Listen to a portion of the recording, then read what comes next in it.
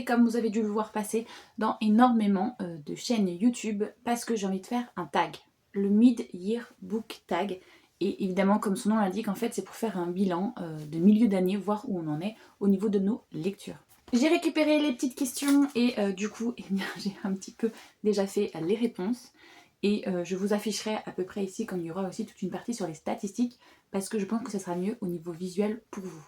Pareil, j'ai eu la flemme d'aller chercher certains livres quand j'ai vu les questions ou alors d'autres que j'ai carrément plus en ma possession ou pas puisque je les avais empruntés au boulot ou quoi. Donc directement, j'insérerai ici lors du montage le livre en question.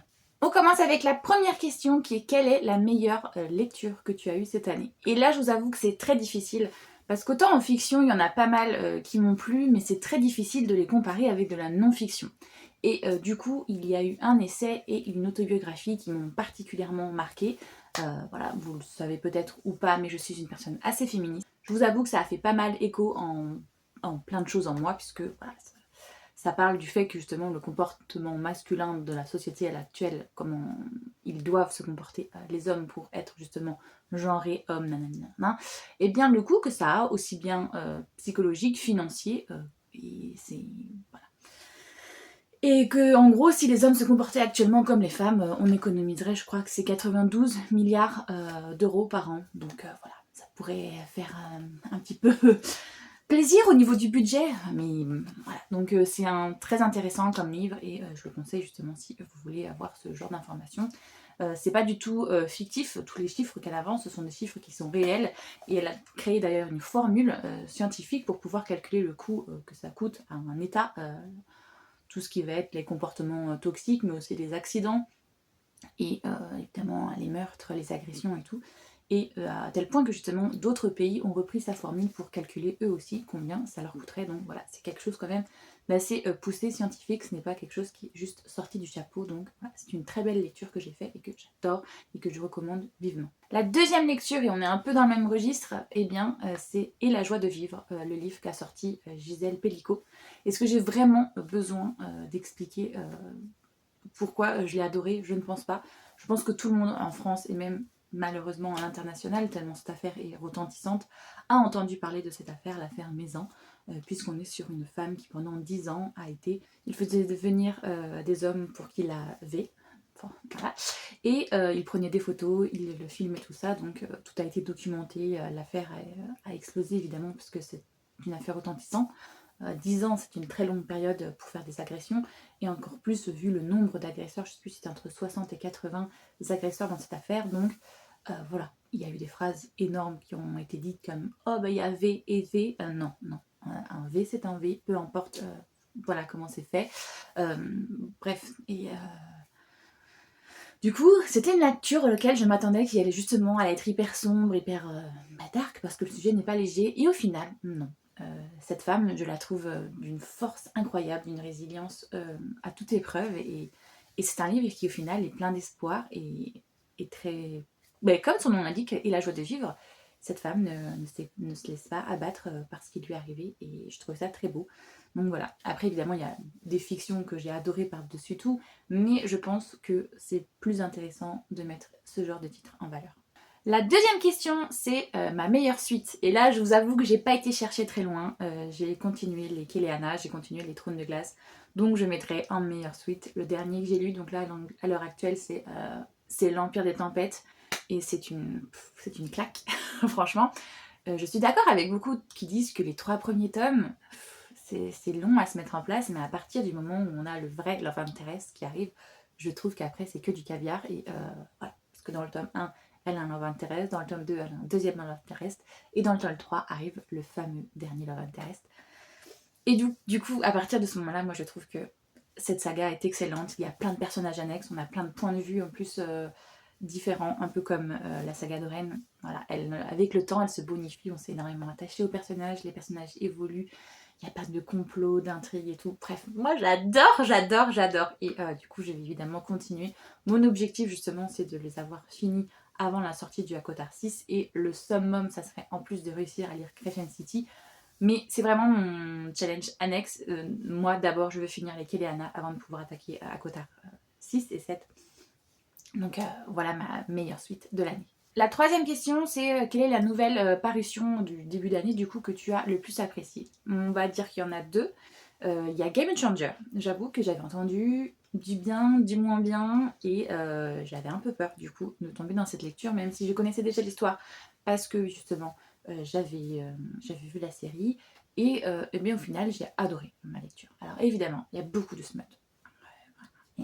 Mais j'ai beaucoup aimé et je l'ai plus apprécié d'ailleurs que la série, puisque la série se concentre d'abord sur le protagoniste du tome 2 et on a très peu au final d'épisodes des protagonistes du tome 1 et bien du coup j'ai réussi à plus apprécier voilà ma lecture. L'autre titre évidemment que j'attendais le plus en ce début d'année, c'était Deep End de Alia Zelwood. Là aussi on est sur quelque chose de très smutty, mais ça l'a fait avec moi. On est sur un personnage, un protagoniste qui écrit une flag au possible.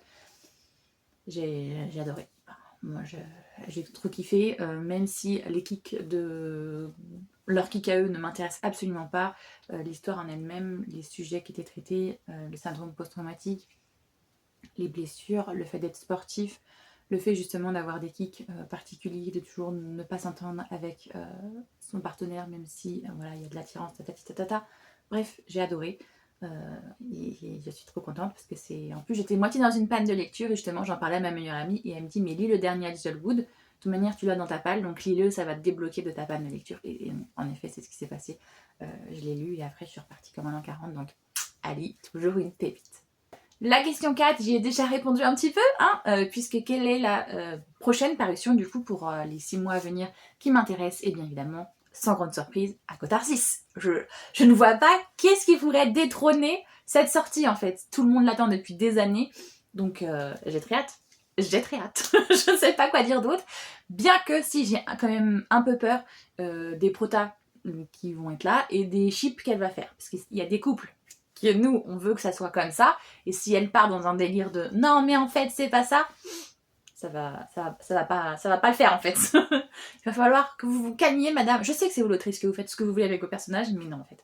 Il y a des couples qu'on veut qui sont ensemble. Ne faites pas n'importe quoi avec nos couples, s'il vous plaît. Cinquième question, ma plus grosse déception en ce début d'année, eh bien, je dirais que c'est QQ. Parce que je m'attendais à quelque chose justement de très fun, de très drôle, je sais pas, on me l'avait super bien vendu, on m'avait dit que ça allait être sûrement un coup de cœur. Toutes les critiques ou les chroniques en tout cas que je voyais, c'était des coups de cœur, c'était des super moments. Et moi j'ai trouvé ça très beauf.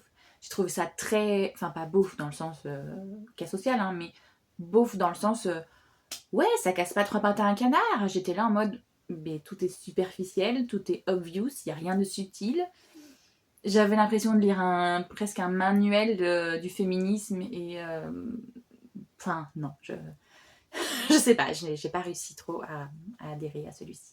Sixième question, ma meilleure surprise. Eh bien, j'ai été fortement surpris par le dernier de Morgane Maucombe. Alors, pas La Révolte de la Reine, que tout le monde a lu et pas moi, mais le dernier que moi j'ai lu, c'est Un été pour te retrouver. Et ça y est, je suis à jour dans cette saga en plus. Tiling, on est content.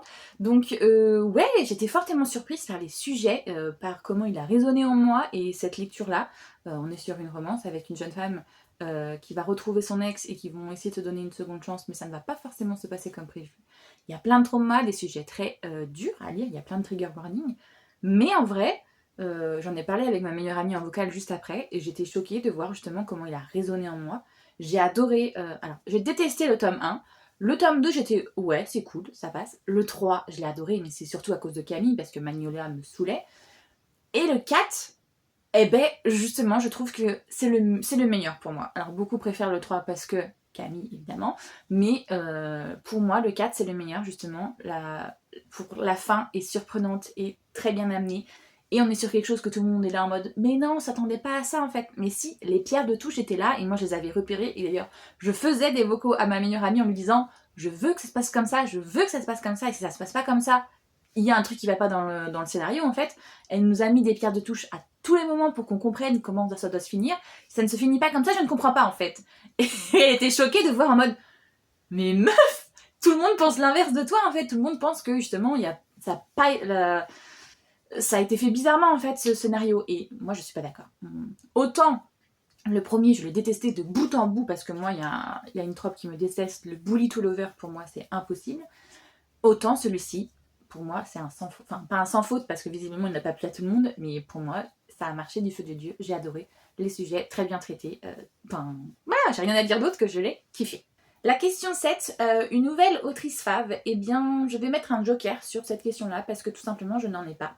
En ce moment j'ai justement pour objectif, un peu comme tout le monde, de énormément dégager ma pile à lire. Et vu que j'ai eu beaucoup de déceptions l'année dernière justement par rapport à des nouvelles autrices, je ne vais plus, quasiment plus vers des nouvelles autrices, c'est très rare, ou alors il faut qu'on en ait parlé avant et que les personnes soient sûres que j'aime bien. Mais voilà, moi non.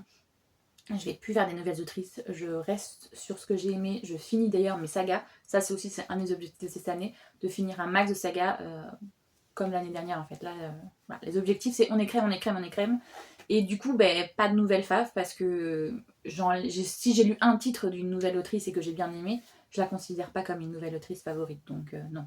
On reste toujours avec les top of the top, Sarah J. Maas et Alia Zellwood, pour qui c'est à l'heure actuelle encore pour moi des bangers, tous les titres que je lis d'elle. Taylor Jenkins Reid aussi, que j'ai relu d'elle et que j'ai surkiffé. Mais voilà, pour le moment, il n'y a pas de nouvelles. Alors, nouveau perso préf, nouveau prota, bah du coup, ça vous spoil un petit peu ce que je viens de vous dire. Pour moi, mes nouveaux book boyfriend préférés sont Lucas et Ezra. Voilà. Ceux qui ont lu les bouquins savent de qui je parle. Et sinon, c'est pas un nouveau, mais Rohan, toujours dans mon cœur, quoi. Le dernier livre qui m'a rendue heureuse, je sais pas trop comment l'interpréter en fait cette question, parce que un livre pour moi me fait ressentir des émotions s'il est bien réussi, mais me rend pas forcément heureuse.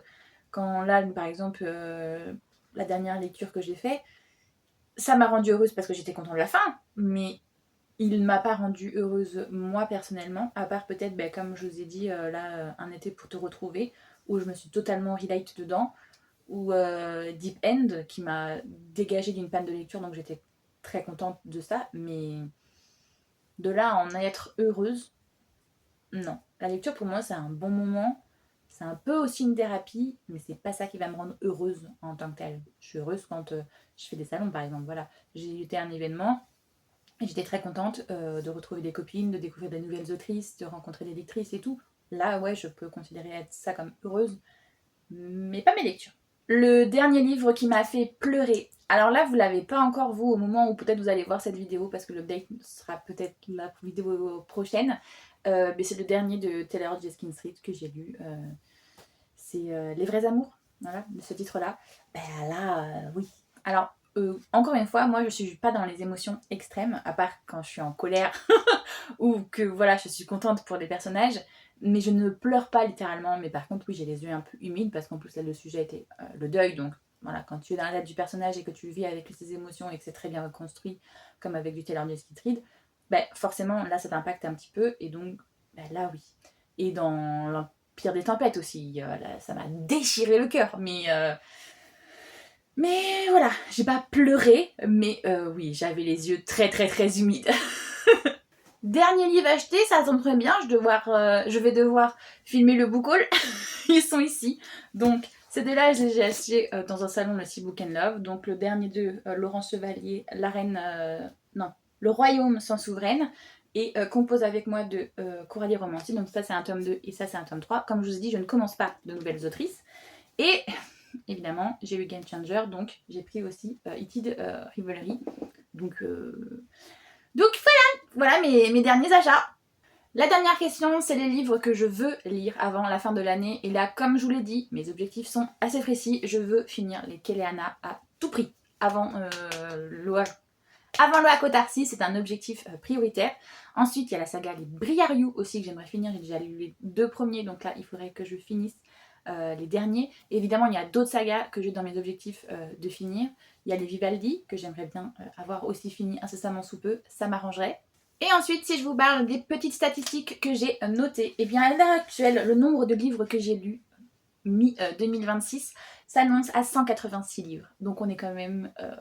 voilà, on est sur un bon dépotage.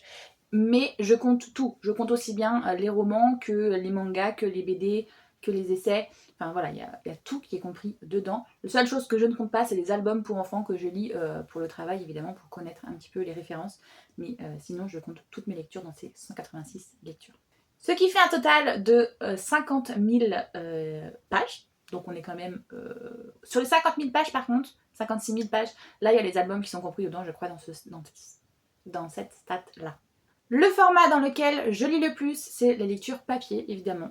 Je suis désolée, mais même si j'écoute beaucoup d'audio, je ne lis quasiment plus, par contre sur ma liseuse. Mais le format papier pour moi est le plus pratique en termes de... déjà les mangas sont tous sur du papier, les BD c'est pareil, et même les livres, des fois je mets un petit peu les audios, mais emmener au boulot, pour moi c'est plus facile d'emmener directement le livre. Enfin je sais pas pourquoi, mais j'avoue que la liseuse serait plus pratique, mais en ce moment je n'y arrive pas avec la liseuse, j'ai besoin de sentir le papier souvent. Au niveau des séries, on est à 25 séries qui sont commencées, 4 qui sont à jour, 9 qui sont finies. On avance grâce dans les objectifs. Une qui est abandonnée. Évidemment, comme je vous ai dit, je lis le plus en papier, mais les genres dans lesquels je lis le plus, c'est évidemment la fantasy et la romance. Est-ce qu'on est surprise? Absolument pas. Et à l'heure actuelle où je vous parle, le nombre de ma pile à livres s'élève à 40. Je suis on ne peut plus fière de moi, je suis passée sous la barre des 50, c'était un de mes objectifs de cette année d'ailleurs, avoir le moins de livres possible, mais l'objectif des 50, franchement, je suis trop contente, et dépassé, donc maintenant je vais essayer de faire que mieux, en essayant qu'il n'y ait pas d'énormes craquages à la fin de l'année, mais en même temps, s'il y a un énorme craquage alors que j'ai encore diminué ma palle, on sera relativement bon, je pense. Comme vous pouvez le voir justement dans ma palle quand elle a commencé, eh bien j'avance bien dans mes lectures. Je crois que quand j'ai commencé 2026, on n'avait que cette page-là de remplie. Donc évidemment, j'ai acheté d'autres livres depuis, mais vous voyez, je m'y tiens un petit peu. Hein. Je continue à lire des anciens et je lis des nouveaux pour qu'elles n'augmentent pas énormément non plus. J'avais mis du coup 12 livres à lire. Non, je dis des bêtises. 1, 2, 3, 4, 5, 6, 7, 8, 9, 10, 11, 12, 13. Mais 13 livres à lire pour 2026. Du coup, il m'en reste 3. 1, 2, 3. Oui, c'est ça. Il me reste True Love, Fake Boyfriend, Summer et Les Héritiers de la haine. Normalement, True Love, je vais pas tarder à lire et Les Héritiers de la haine aussi. Il y a peut-être que Summer que je suis pas trop sûre parce que là, ce mois-ci, je dois lire Winter. Je sais qu'on n'est pas du tout dans la bonne saison. Mais voilà, c'est comme ça. Voilà. Je vois aussi que les pales que je fais, vous voyez, je me fais une balle au début du mois et après je colorie les livres que j'ai lus. Et bien on peut voir que je ne m'y tiens pas vraiment. Mais est-ce que c'est grave? Absolument pas. Au niveau des jours où je lis, vous voyez, les jours où j'ai mis en vert foncé, c'est les jours où je finis un livre, en l'occurrence des romans. Quand je finis un manga ou une BD, je les compte pas. Les verts clairs, ce sont les jours où je lis. C'est quoi? C'est une demi-heure? Plus d'une demi-heure. Les jaunes foncés, c'est quand je lis moins d'une demi-heure. Et les rouges, c'est quand je ne lis pas. Vous voyez, il y a très peu de jours finalement où je ne lis pas du tout. Et on est quand même contente. Voilà, vous voyez, quand je vous dis le nombre de pages que je lis, j'ai mon petit graphique ici pour me dire à peu près combien je lis. Et quand je vous disais, mes sagas, comment ça avance du feu de Dieu, on est vrai content.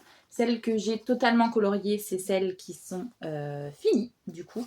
Il y en a pas mal qui sont à jour et ça, je vous avoue que ça fait zizir. J'espère que cette vidéo vous a plu. Si c'est le cas, n'hésitez pas à liker, ça aide énormément, évidemment, pour le référencement. Si vous aussi, vous avez pas mal lu ou vous souhaitez faire votre petit bilan, me dire par exemple le nombre de livres que vous avez lus arrivé à la fin de cette année ou des sagas que vous avez réussi à terminer, il n'y a pas de souci. Il y a l'espace commentaire qui est là pour ça. En plus, évidemment, de vous faire des vidéos sur YouTube, je suis aussi libraire, mais je suis aussi autrice, comme vous pouvez le voir juste là. Voilà. J'écris des romans qui sont à l'heure actuelle seulement sur Amazon, mais normalement, arrivé à leur entrée, j'aurai aussi un livre qui va être édité en maison d'édition chez Butterfly. Donc voilà, je suis assez contente. Mais si vous voulez me soutenir aussi dans cette aventure en tant qu'autrice, vous pouvez retrouver mes livres sur Amazon.